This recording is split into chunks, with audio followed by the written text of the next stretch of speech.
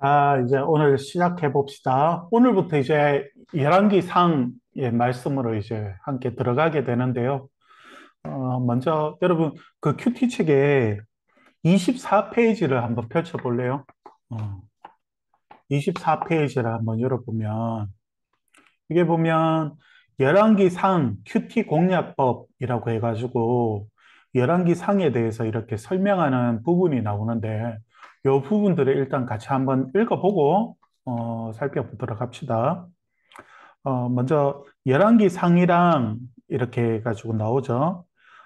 첫 번째 보면 열왕기 상과 열왕기 하는 원래 한 권의 책 왕들의 이야기라고 되어 있죠. 여기 보면 어, 북이스라엘도 그렇고 남유다도 그렇고 딱 20명씩의 왕들의 이름들이 나오는데 그 왕들을 중심으로 해서 하나님의 역사를 기록하고 있거든요. 그리고 우리가 함께 이제 곧 살펴보게 될 1장부터 11장까지는 솔로몬이 중심이에요. 솔로몬이 중심이고, 그리고 열왕기 상 12장부터 열왕기 하 17장까지는 솔로몬 이후에 분열된 왕국, 남유다와 그리고 북이스라엘이 갈라지는 내용들이 나오거든요. 그리고 BC 722년에 아수르에 의해서 이제 북이스라엘이 멸망하는 그 내용까지 담고 있거든요. 그리고 열왕기하 18장에서 25장까지는 우리가 얼마 전까지 살펴봤듯이 예레미야서 내용처럼 바벨론에 의해서 남유다가 멸망하는 그 내용을 담고 있거든요.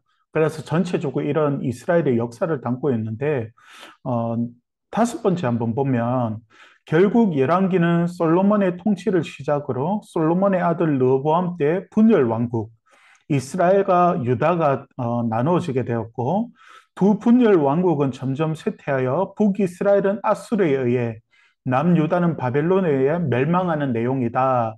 라는 설명이 있죠. 그러면서 분열과 멸망의 이유가 무엇인가라고 되어 있는데요. 여기 보면 이 책에서는 신명기에 근거하여 조명해야 함 이렇게 되어 있잖아요. 현대 구약학계에서 신명기의 위치라는 건 좀 많이 뭐라고 해야지 인기 있는 많이 높은 위치에 차지하는 그런 하나의 부분이기도 한데 보통 신명기 사가라고 해서 신명기의 역사를 중심으로 해서 모세오경도 만들어지고 그리고 역사서나 아니면 선지서도 만들어졌다 이렇게 하는데 목사님은 그렇게 동의하지는 않아요. 신명기가 중요한 성경인 건 맞아요. 왜냐하면 모세로 하여금 이스라엘 백성들이 출애굽 아니 그 뭐지 어 약속의 땅에 들어가기 전에 마지막 메시지로 준 것이 신명기인 것은 맞아요. 그런데 이 신명기가 바벨론 포로 시대 때 중심으로 해가지고 그 이름 모르는 어떤 사람에 의해서 모세오경이 다시 기록되었고 그걸 내용으로 해서 역사서라든지 선지서가 이렇게 뭔가 변화가 있었다라고 하는 것은 목사님이 인정하지 않거든요. 그냥 모세오경 자체가 뭐 어떤 의미가 가지고 있냐면 이스라엘 백성에게 하나님 주신 첫 번째 언약이기도 했고 말씀이기도 했잖아요. 그래서 모든 선지자와 모든 성경, 구약 성경들은 기본으로 이렇게 돌려보낼 때 어디로 돌려보냈냐면 모세오경으로 돌려보내고 특별히 열왕기라는 성경을 읽어보면 그 중심에 신명기라는 성경이 조금 더 뭐지? 넓게 이렇게 분포되어 있을 뿐이거든요. 그래서 여러분도 그렇게 그 생각을 했으면 좋겠고, 그래서 중요한 게 뭐냐면 분열 왕국의 멸망의 이유가 뭐냐면 하나님 말씀을 순종하지 않고 우상을 섬겼다는 거거든요. 그래서 여러분도 요걸 꼭 기억하면서 봤으면 좋겠고, 그렇다면, 포로로 끌려와 있는 이유와 우리가 이렇게 망한 이유가 무엇인가에 대한 질문을 하게 될 거 아니에요. 포로로 끌려가 있는 유다 백성들이. 그때 하나님께서, 너희들이 왜 이렇게 포로로 끌려와 있고, 왜 하나님의 심판을 받았는지에 대한 대답으로서 주어진 성경이 열왕기 상하예요. 그런 시각에서 목사님과 함께 그렇게 살펴보도록 합시다. 그러면 먼저 1절을 보면 이렇게 시작되죠. 다윗 왕이 나이가 많아 늙으니 이불을 덮어도 따뜻하지 아니한지라. 여러분, 열왕기는 바벨론 포로기부터 살았던 백성들에게 주는 교훈의 책이라고 했잖아요. 과거 선조들이 왜 멸망받았는지를 말하는데, 그리고 심판 가운데서도 하나님의 선하심과 은혜가 그들을 떠나지 않고 있다는 것을 잘 설명하고 있는 성경이 있거든요. 그런데 1절의 시작이 이렇게 다윗 왕이 나이가 많아 늙으니 이불을 덮어도 따뜻하지 아니한지라 이렇게 시작되어져요. 열왕기서 저자는 이스라엘의 역사를 사울 왕에서 시작하지 않고 다윗 왕에서 시작하고 있어요. 그런데 물맷돌로 골리앗을 무찌르던 다윗의 모습이 아니라 늙어서 힘이 없는 다윗의 모습으로 시작하고 있다는 게 여러분 중요한 거거든요. 그는 이불을 덮어도 너무 추위에 뜨는 거예요. 이불을 덮다라는 이 문법을 보면 강조 능동형이고 그리고 강조된 능동형이고 그리고 미완료형이에요. 그러니까 다윗이 어떻게 하든지 아무리 이불을 덮어도 안 되더라는 거예요. 그만큼 몸이 쇠하겠다는 걸 말하거든요. 이게 어떤 의미를 가지고 있냐? 첫 번째는 인생은 언제나 끝이 있다는 것을 보여주는 것 같아요. 그렇게 통일 왕국을 이루었던 그 용감무성한 다윗 왕도 하나님의 법궤를 예루살렘 성으로 들여왔던 이 다윗도 이제는 늙어버렸어요. 그리고 스스로 몸을 가누지 못하면서 누군가의 도움을 받아야만 하는 처지가 되어버렸어요. 그런데도 열왕기 저자는 용맹한 다윗의 모습이 아니라 힘없는 다윗의 모습으로 시작하는 이유가 무엇이냐면 아마도 열왕기 자체가 바벨론 포로 생활을 하던 이들이 했던 질문에 대한 대답이라고 했잖아요. 그래서 조금은 연약하고 부정적인 부분에서 시작하는 것 같아요. 왜냐하면 그들의 잘못이 무엇인가를 말하기 위한 어떤 의미가 있을 것 같은데, 요건 조금의 의미인 것 같아요. 두 번째는 다윗도 다윗의 위대함은 하나님의 은혜였음을 보여주는 것 같아요. 용감한 그리고 건강한 다윗의 모습이 아니라 연약한 다윗의 모습을 보여주면서 이스라엘이 그토록 바라던 그 다윗 왕의 모습조차도 연약한 모습을 보여주면서 봐라, 이 다윗 왕도 하나님의 은혜로 인하여서 세워진 왕이었다라고 하는 것을 보여주고 싶지 않았을까 생각을 하는데, 그리고 세 번째로는 열왕기서 1장에서 11장까지 중심은 솔로몬이라고 했잖아요. 그래서 이 열왕의 역사가 시작되었음에도 불구하고 다윗부터 시작했음에도 불구하고 다윗보다는 솔로몬에 조금 더 초점을 맞추고 있는 것 같아요. 그래서 그런 의미로서 여러분들이 이해했으면 좋을 것 같아요. 그러면서 여러분 2절에 보면 이렇게 말하거든요. 그의 시종들이 왕께 이르되 우리 주 왕을 위하여 젊은 처녀 하나를 구하여 그로 왕을 받들어 모시게 하고 왕의 품에 누워 우리 주 왕으로 따뜻하시게 하리이다 하고 이렇게 말하잖아요. 여러분 여기 나오는 시종들은 단순한 종이 아니라 다윗의 충신들을 말하는 거거든요. 근데 충신들이 생각해낸 방법이 뭐냐면 후궁을 들여오는 것이었어요. 그래서 다윗이 성적으로 흥분을 하면 몸이 따뜻하지 않을까라고 보통 일반적으로 생각하거든요. 그런데 여러분, 그때 당시 이 고대 근동에서, 사회에서 남자는 성적인 활동이 없으면 통치자로서의 힘을 상실한 것으로 생각을 했어요. 그러니까 남자가 더 이상 성적으로 무엇인가 할 수 없는 상황이 되면 그의 모든 것을 상실했다고 생각했어요.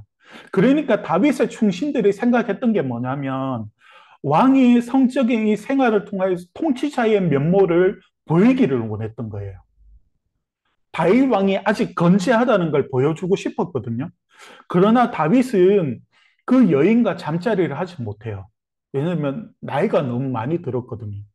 그러면서 여러분 3절에 보면 이 처녀는 심히 아름다워 그가 왕을 받들어 시중을 들었으나 왕이 잠자리는 같이 하지 아니하였다 이렇게 말해요.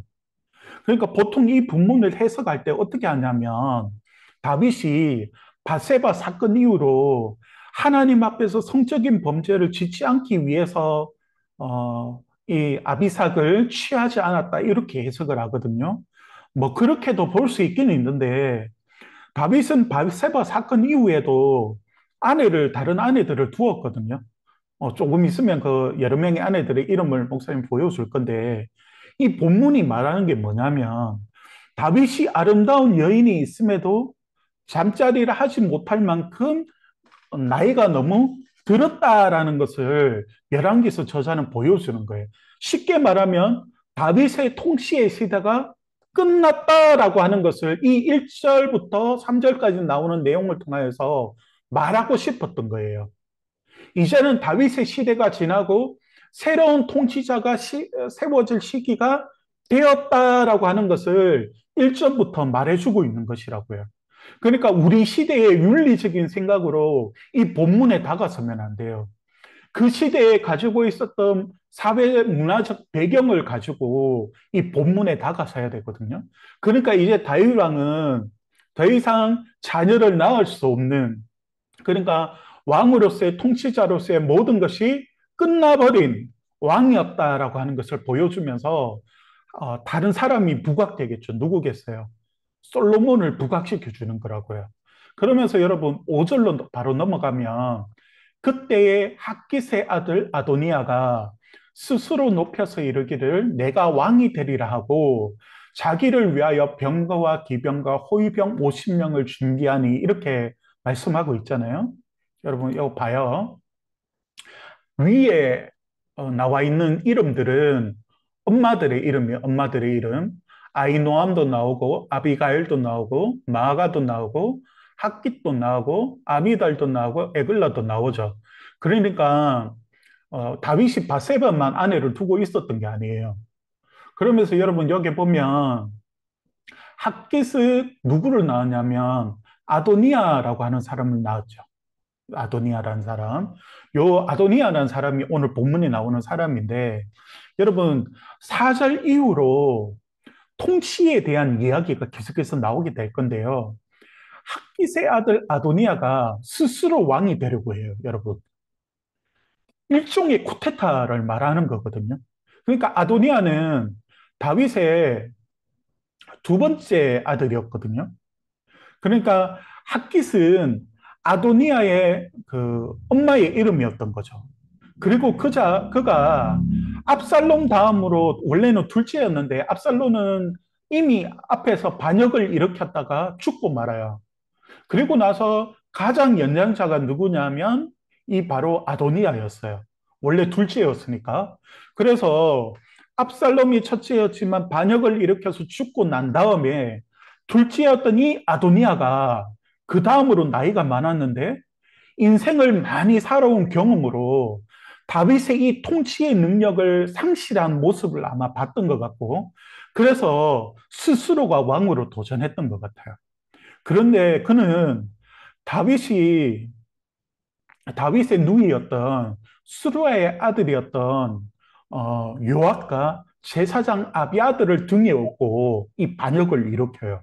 그러면서 여러분 6절에 보면 그는 압살롬 다음에 태어난 자요 용모가 심히 준수한 자라.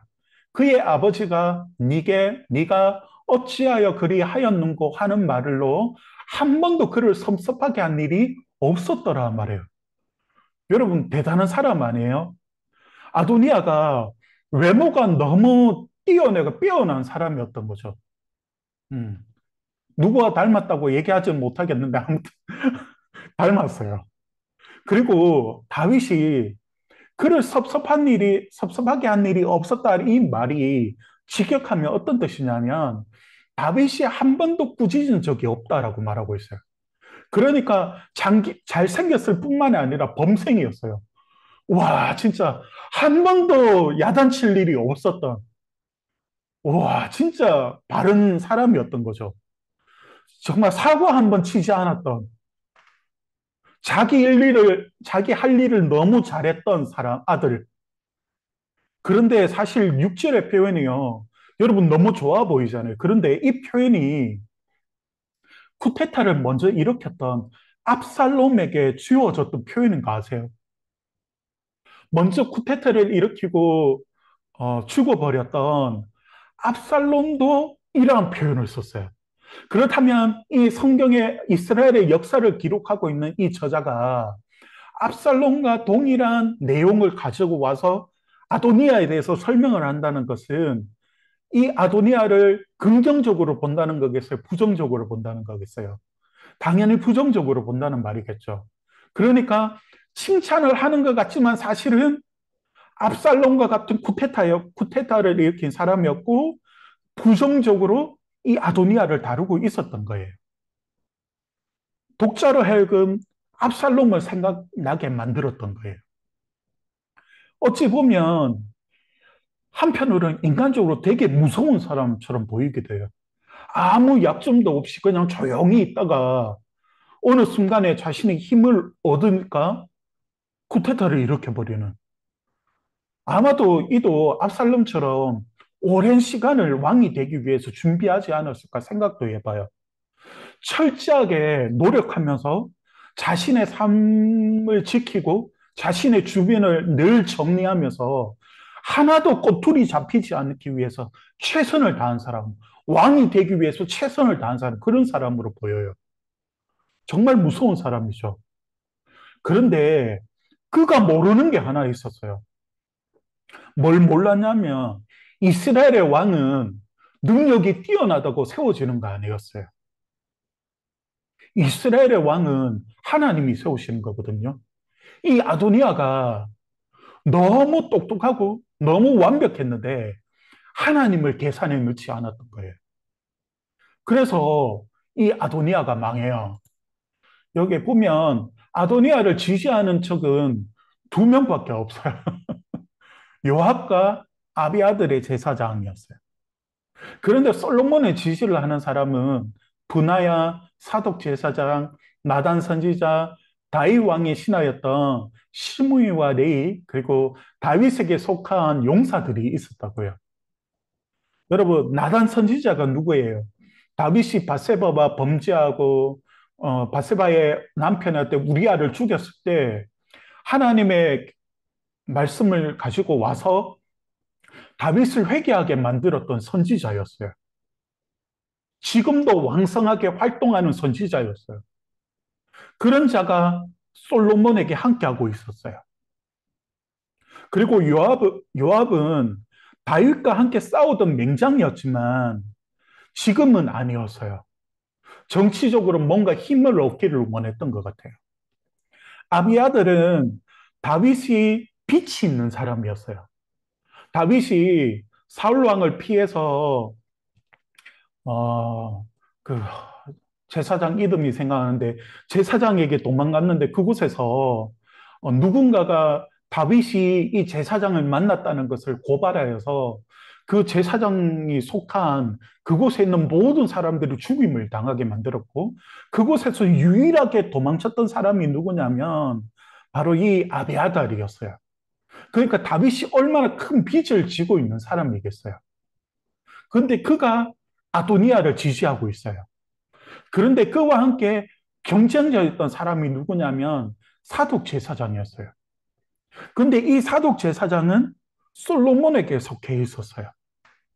훗날 사독의 자손은 대제사장 반열로 쭉 나가요.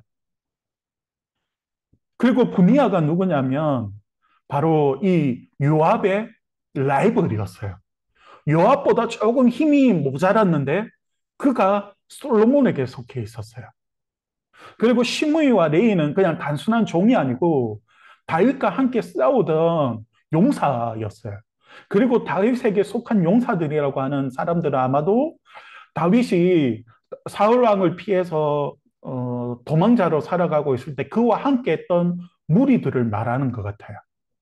그러니까 솔로몬을 지지하는 세력이 더 많아요. 왕으로서 더 합당한 인물이라는 것을 지금 열왕기 저자는 말하고 싶어 하는 것이죠. 그러면서 여러분, 구절에 보면 아도니아가 에느로겔 근방 소헬렛 바위 곁에서 양과 소와 살찐 송아지를 잡고 왕자 곧 자기의 모든 동생과 왕의 신하된 유다의 모든 사람을 청하였으나 솔로몬과 그를 지시하는 사람들은 청하지 않았어요. 10절에 보면 나오거든요. 여러분, 에느로겔이 문자적으로 말하면 로겔의 샘 이런 뜻이거든요. 그리고 소알렛 바위 할 때 이 바위가 에벤이기도 할 거고 소알렛이란 뜻이 뭐냐면 독사의 돌 이런 의미를 가지고 있거든요. 그 당시에 사람들은 돌에 글을 새겨서 언약을 세웠거든요. 아마도 이들이 대통령이 될 때 보면 그 대통령 지지자들이 함께 모여가지고 이제 우리가 대통령으로서 내가 이 나라를 한번 도전해 보겠습니다 해가지고 출발식을 하는 거 있잖아요. 그와 같았던 것 같아요. 지금 모여서 이들이 했던 행동들이. 그래서 아도니아가 내가 이 이스라엘의 왕이 되겠다고 이렇게 선포하는 날, 그 날이었던 것 같아요. 그래서 이 소알렛 바위에 독사의 돌이란 이름이 붙은 그곳에 서로 언약을 새겼던 것 같아요. 그러니까 아도니아를 지지하는 세력은 다 이 독사의 돌에 언약을 기록하면서 함께 왕권에 도전했던 거죠. 그리고 그 지역이 사실 어디 지역이냐면 유다 지파에 속한 지역이었거든요. 그러니까 이 유다 지파로서의 적통으로서의 왕이 되고 싶어 했던 것 같아요. 그러니까 요즘에 대통령들도 자신이 펼치고 싶은 정권을 말하고 싶어 할 때 그러한 장소에 가서 대통령의 출정식을 하고 하잖아요. 그러한 의미를 가지고 있었던 것 같아요. 여러분, 이 말씀에 보면 아도니아가 어리석었던 게 뭐냐면 그에게는 하나님이 없었어요. 그래서 그냥 인간의 노력과 인간의 최선을 다함을 통하여서 왕이 되고자 했던 거죠. 그의 삶을 철저히 지켜가면서 하나의 그 걸림돌이 없을 정도로 자신의 삶을 철저하게 지켜나가면서 왕이 되고자 했던 사람이었어요. 그런데 그에게 하나님이 없었어요. 너무 연약함이 많았던 솔로몬이었지만 하나님의 선택은 솔로몬이었어요. 내일 우리 본문에서 보게 될 거거든요.